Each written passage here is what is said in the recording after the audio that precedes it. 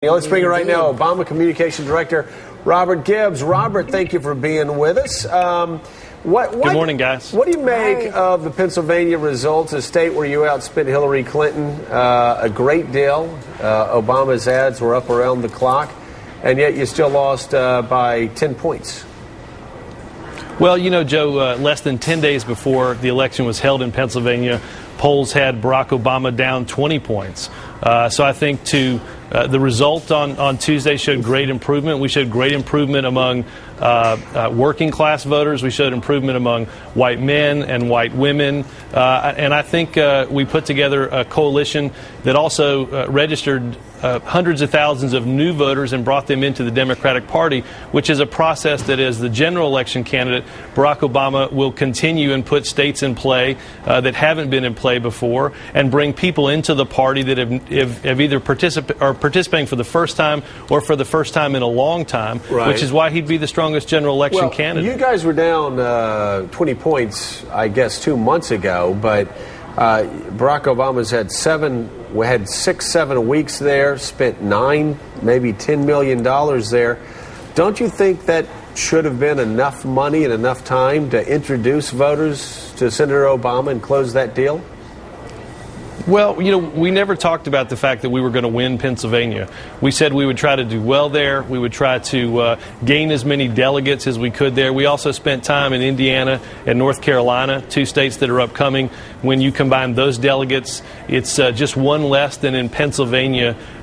We knew that we were in this for a few more weeks, and we were going to make sure that we were not only talking to the important voters in Pennsylvania, but also in North Carolina and Indiana. All right, a two-part question here. Chris, put up those shirts again, if you will. We're showing the Stop the Drama, Vote Obama T-shirts. I will ask you why, first of all. And secondly, Barack Obama, probably on the same day that you were wearing those shirts, told a radio station, KDKA, that he was going to keep it a lot closer than people thought, that this was going to be a close race. But it didn't end that way. Well, look, I think everyone talked about the bar that the Clinton campaign was set at was at least 10 points. They finished at a little less than 10 points. I bought those shirts on the sidewalk in Philadelphia. They look great. I didn't tuck mine in like Axelrod did, but good for you. You know, Axelrod tucks in T-shirts. Sounds like my dad. Yeah, well, it looked like my dad, too. So, look, I think that we made great progress in Pennsylvania. Again, we made progress with the voting groups, improved our showing as what we did in Ohio. We brought new voters into the process. And I think as we go forward, look, we've got two important states coming up. Andrew mentioned this a minute ago. North Carolina is a state that, if you look at the most previous rationale to the current rationale for the Clinton campaign, it was how well they did in big states, and they often list states like New Jersey and Massachusetts in those big states. Well, North Carolina is a state that's bigger than both of those two states, and I would expect Hillary Clinton would be able to win a state like North Carolina. It fits in exactly the criteria that she laid out just a few weeks ago.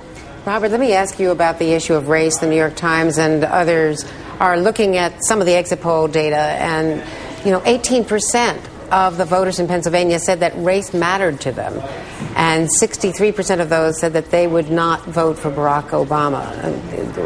Let me make sure I've got those numbers right, but 18% said that race mattered, and only 63% of those said that they would support Mr. Obama if he's the nominee. So is that a problem? How do you deal with it? Is that the elephant in the room?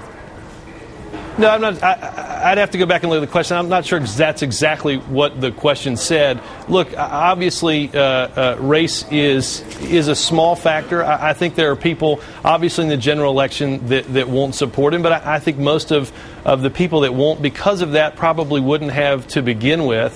So I honestly don't think it's a problem. I think because I think people are focused on, and you guys have done this throughout your newscast this morning, have talked about the really big issues that face the country. Record oil prices. In North Carolina, people are paying record gas prices.